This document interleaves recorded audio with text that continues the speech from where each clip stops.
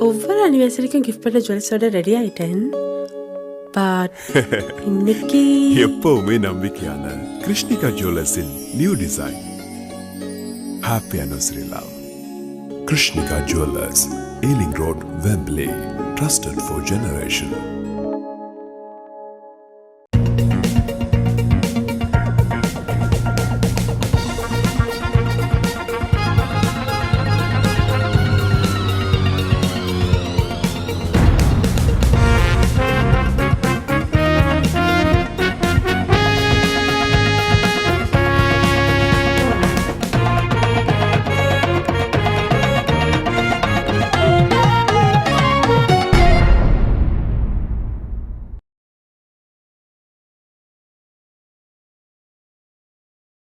உயிரோடை தமிழோடு இணைந்திருக்கிறீர்கள் ILC தமிழ். உயிரோடை தமிழில் அன்பர்களே, உலக நகர்வுகள்.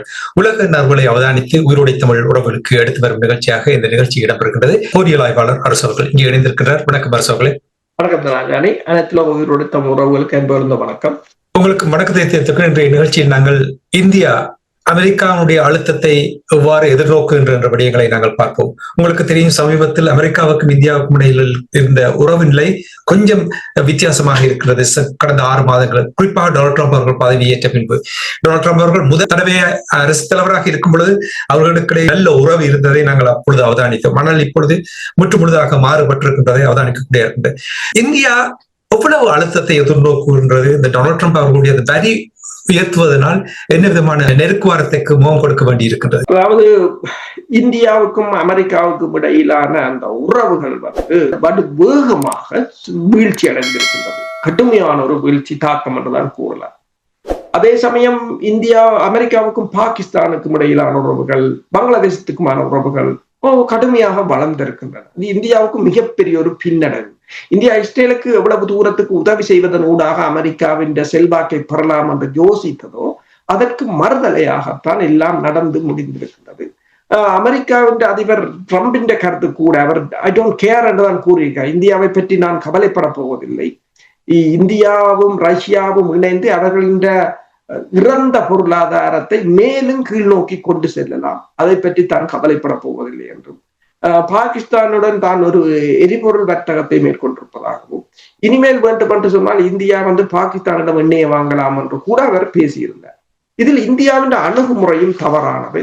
அதாவது டொனால்ட் ட்ரம்ப் அவர்கள் தெரிவித்திருந்தார், கிட்டத்தட்ட 25 தடவைகள் தெரிவித்திருந்தார், தான் இந்தியாவுக்கும் பாகிஸ்தானுக்கும் இடையிலான போர் நிறுத்தத்தை கொண்டு வந்தது.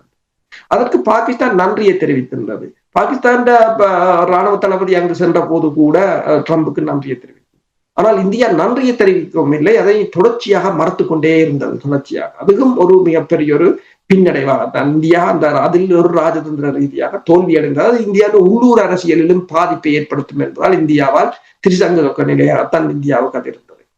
இப்ப நீங்க பார்த்தீங்கன்னு சொன்னால், அமெரிக்காவின் சீஃப் ஆஃப் ஸ்டாஃப் என்று சொல்ற ஸ்டீவன் மில்லர் அவர் கூட சொல்லி இருக்கின்றார், அதாவது உக்ரைன் போருக்கு வந்து இந்தியாவால் நிதியை வந்து ரஷ்யாவுக்கு வழங்குகிறது. அதாவது ரஷ்யாவின் எரிபொருட்களை வாங்கி அந்த நிதியை வழங்குவதனூடாக ரஷ்யாவின் பொருளாதாரத்தை உயர்த்துகிறது இந்தியா. அதற்கு ஒரு மணி இதை வந்து இந்தியா தொடர்ந்து இதனை செய்து கொண்டேதான் இருக்கிறது என்று அவர் கூறியிருக்கிறார். அதற்கு ஒரு படி மேலே போய் அமெரிக்காவின் வெளிவார செயலாளர் மார்கோ ரூபியோவை கூறியிருக்கின்றார், அதாவது பாயிண்ட் ஆஃப் இரிட்டேஷன் என்று கூறியிருக்கின்றார். இந்தியாவின் அந்த நடவடிக்கையை வந்து தங்களுக்கு ஒரு மிகவும் ஒரு இந்தியாவுக்கும் ரஷ்யாவுக்கும் இடையிலான இந்த உறவுகள், ரஷ்யாவின் எரிபொருட்களை தங்கள் தடைகளையும் மீறி இந்தியா கள்ள வழிகளில் அல்லது ஷடோ டேங்கர்ஸ் என்று சொல்கிறது, அதன் வழிகளில் இந்தியா அதை பெறுவது எல்லாம் தங்களுக்கு ஒரு இரிட்டேஷனாக இருப்பதாகவும் கூறியிருக்கிறார். அப்ப இந்தியாவை கடுமையாக தண்டிக்க அமெரிக்கா தயாராகிவிட்டதாகத்தான் கூறப்படுகிறது. கிட்டத்தட்ட 25% வரி. உங்களுக்கு தெரியும், ஏனைய நாடுகளுடன் ஒப்பிடும் போது இந்தியாவின் வரி வந்து மிகவும் அதிகமாகத்தான் இருக்கின்றது. இப்ப நீங்க பாத்தீங்கன்னா என்று சொன்னால், பிரித்தானியா, பின்லாந்துகளுக்கு 10%, Afghanistan, Israel, Japan 15%, Cambodia, Indonesia, Malaysia, Pakistan எல்லாம் 19%, ஸ்ரீலங்கா, பங்களாதேஷ், வியட்நாம், தாய்லாந்து 20%. ஆனால் இந்த இந்தியாவுக்கு 25% போட்டிருக்கிறார்கள். அதற்கு அடுத்ததாக 30% அல்ஜீரியா, 39% சுவிட்சர்லாந்து, 40% மயன்மாரா போட்டிருக்கிறார். அதிலும் இந்தியாவுக்கு வந்து நீங்கள் பார்த்தீங்கன்னு சொன்னால் இப்ப கடல் உணவுப் பொருட்களுக்கு 25%, கார்பெட் வகைகளுக்கு 30%, இயந்திர வகைகளுக்கு 35%, மற்றது கனிம பொருட்களுக்கு 38%, மற்றது ஸ்டீல் அலுமினியம் 50%, உடுப்பு வகைகளுக்கு கிட்டத்தட்ட 55% என்று போட்டிருக்கிறார்கள். இது இந்தியாவுடைய பொருளாதாரத்துக்கு மிகப்பெரிய ஒரு தாக்கத்தை ஏற்படுத்தும் என்று கூறப்படுகின்றது. அப்ப ட்ரம்பின் இந்த வரி மட்டுமல்லாது இப்ப ஐரோப்பிய ஒன்றியமும் இந்தியா மீது தடைகளை கொண்டு வந்திருக்கின்றது. இந்தியாவின் மிகப்பெரிய ஒரு 2வது மிகப்பெரிய எண்ணெய் சுத்திகரிப்பு நிலையத்தை தடை செய்திருக்கிறார்கள். அதே போல இந்தியா வங்கிகளுக்கும் தடைகளை கொண்டு வந்திருக்கிறார்கள். கிட்டத்தட்ட இந்தியா 2024 ஐரோப்பிய ஒன்றியத்துக்கு, அதாவது இந்தியா ரஷ்யாவிலிருந்து எரிபொருட்களை வாங்கி சுத்திகரிப்பு செய்து பேர்ந்து ஐரோப்பிய ஒன்றியத்துக்கு விற்பனை செய்து கொண்டிருந்தது. அதன் மூலம் 2024 $19 பில்லியன் பெற்றிருந்தது. ஆனால் இந்த வருடம் அது $15 பில்லியன் வீழ்ச்சி அடைந்திருக்கின்றது. ஒவ்வொரு வருடமும் இது இன்னும் $5 பில்லியன் வீழ்ச்சி அடையலாம் என்றும் கூறப்படுகின்றது. இப்ப இந்திய ஆய்வாளர்களை பொறுத்தவரையில் இது ஒரு 0.2% GDP 0.2% என்றுதான் கூறுகிறார்கள். இருந்தாலும் அது ஏனைய துறைகளில் அது கடுமையான தாக்கத்தை ஏற்படுத்தும் என்றுதான் எதிர்பார்க்கிறார். இந்தியா எரிபொருளை ரஷ்யாவிடமிருந்து வாங்குவதை நியாயப்படுத்தி இருப்பதாக என்ன ஒரு கேள்வி என்னவென்று சொன்னால், இப்ப உங்களிடம் நான் கேட்கின்றேன், இந்தியா ஒரு சாவரன் நாடு, இவர்கள் எடுக்கின்ற முடிவுக்கு ஏன் அமெரிக்கா தலையிட வேண்டும்? ஒரு தமிழராக நான் பதிலளிப்பது என்று சொன்னால், இலங்கையோ அல்லது தமிழ் மக்களும் ஒரு இறமை உள்ள இனம். ஆனால் வடக்கில் இவர்தான் முதலீட்டை போடலாம், இந்த நாடுதான் முதலீட்டை போடலாம், அந்த நாடு போடக்கூடாது, சீனா வரக்கூடாது, நோர்வே வரக்கூடாது, ஜப்பான் வரக்கூடாது, அமெரிக்கா வரக்கூடாது என்று இந்தியா தான் அதை கண்ட்ரோல் பண்ணுகிறது. இப்ப இந்தியா அதுல ஒரு குட்டி சண்டியனாக தான், அந்த பிராந்தியத்தில் ஒரு குட்டி சண்டியனாக இந்தியா தன்னை நினைச்சது. ஆனால் இந்தியாவுக்கு அடிக்கக்கூடிய ஒரு பெரிய சண்டியன் இப்போது வந்திருக்கிறார். அதான் அந்த பிரச்சனை. அப்ப என்னன்னு சொன்னால், முதலில் இந்தியாவே இந்த இன்னொரு நாட்டின் இறமையை மதிக்குமாக இருந்தால் இதில் நாங்கள் இந்தியாவின் இறமை உண்மையில் மீறப்படுவதாக கூறலாம். உண்மையில் ட்ரம்பின் நடவடிக்கை நீங்கள் கூறியது சரி, இந்தியாவின் இறமை, இந்தியாவில் இறமை உள்ள நாடு. ஜெய்சங்கர் அவர்கள் கூறுகின்றார் ஒரு தடவை, நாங்கள் இறமை உள்ள நாடு, நாங்கள் என்ன செய்ய போன்றோம் என்று நாங்கள் முடிவெடுப்போம். நியாயமான ஒரு கருத்து தானே. அப்ப ஆனால் ட்ரம்பின் நிர்வாகத்தில் இறமை என்றது இல்லை. முன்னர் உங்களுக்கு தெரியும், அந்த WTO இருக்கிறது, வேர்ல்ட் ட்ரேட் ஆர்கனைசேஷன், அது எங்க இருக்குன்னு இப்ப ஒருத்தருக்கு தெரியாது. இப்ப முதல் சீனா தான் சீனா முதலே கூறிக்கொண்டு வந்தது, இந்த WTO நிபந்தனைகளை அமெரிக்கா மீறுகிறது என்ற எல்லோரும் மௌனமாக இருந்தார்கள். இப்போது இந்தியா சொல்கிறது WTO அமெரிக்கா மீறுகிறது. உதத்தாண்டு அவனும் சொன்னான். அப்ப அவங்க சொல்லும் போது நாங்கள் எல்லோரும் ஒருங்கிணைந்திருந்தால் இப்போது இந்த நிலைமை வந்திருக்காது. இப்போது இந்தியா மட்டும் கூறவில்லை, சுவிட்சர்லாண்டும் கூறுகிறது அமெரிக்கா மீறுகிறது என்று சொல்லி, ஐரோப்பிய ஒன்றியமும் கூறுகிறது, பிரித்தானியாவும் எல்லா நாடுகளும் கூறுகின்றது. ஆனால் ஐக்கிய நாடுகள் சபையால் எதுவும் செய்ய முடியாது.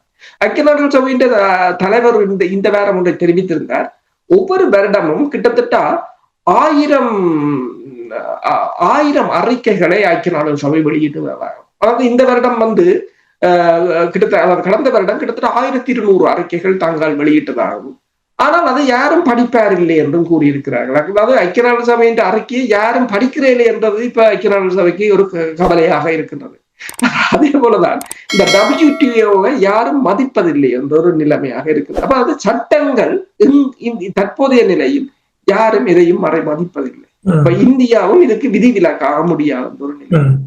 இது எவ்வளவு பின்னடைவாக நீங்கள் பார்க்க, உங்களுக்கு தெரியும், கடந்த 2-3 ஆண்டுகளை நீங்கள் எடுத்து பார்த்தீர்கள், உலக பொருளாதாரம் ஒரு சிக்கலான நிலையில் இருக்கும் பொழுது இந்தியா தன்னுடைய பொருளாதார வளர்ச்சியை ஒவ்வொரு ஆண்டும் அதிகரித்துக் கொண்டுதான் வந்து கொண்டிருந்தது.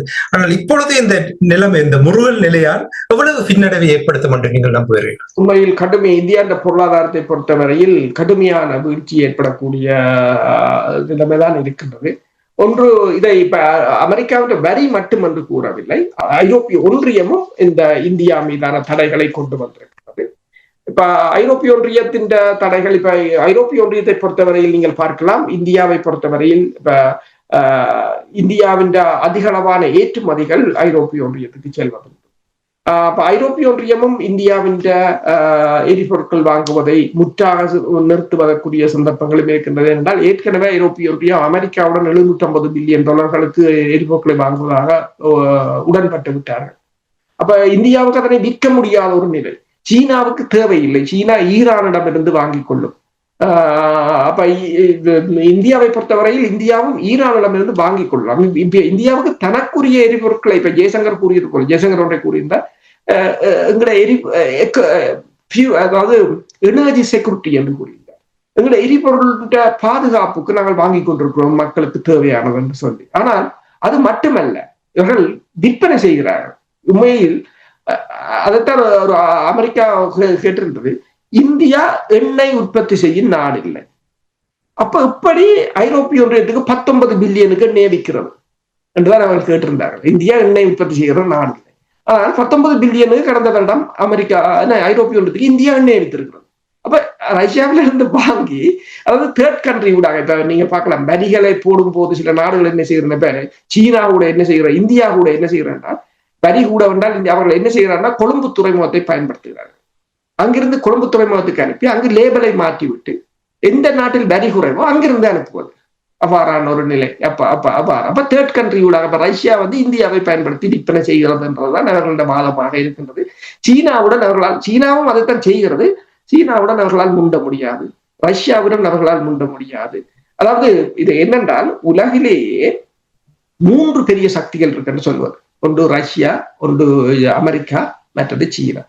அந்த பெரிய சக்திகள பண்பு என்னவென்று பார்த்தால் யாரும் அந்த சக்தியின் மீது அழுத்தத்தை போட முடியாது. உதாரணமா பாத்தீங்கன்னு சொன்னால் ட்ரம்பின் அழுத்தம் சீனாவின் மீதும் ரஷ்யாவின் மீதும் ஒர்க் அவுட் ஆகுதில்லை என்றால் அழுத்தங்களை அவர்கள் தான் பெரிய சக்திகள். இப்ப இந்தியாவோ பங்களாதேசமோ பாகிஸ்தானோ இந்த நாடுகள் மீது அவரால் அழுத்தத்தை போடக்கூடிய நிலையாக இருக்கு. ஐரோப்பிய ஒன்றியமோ அவர்கள் பெரிய சக்தி இல்லை என்றதுதான் அர்த்தம். அப்படியாயினும் இந்தியா தன்னுடைய நலன் கருதி அந்த விடயங்களை நடத்தி கொண்டு வருகின்றது. இதைத்தான் தமிழர்களும் கையாள வேண்டும் என்று நீங்கள் அடிக்கடி கூறுவதாவது, உங்களுடைய நலன் கருதி, உங்களுடைய தேவை கருதி எவ்வாறு செயல்பட வேண்டும், அதைத்தான் ஒவ்வொரு நாடுகளும் செய்து கொண்டு வருகிறார்கள். அதில் எந்த ஒரு குறையும் இல்லை.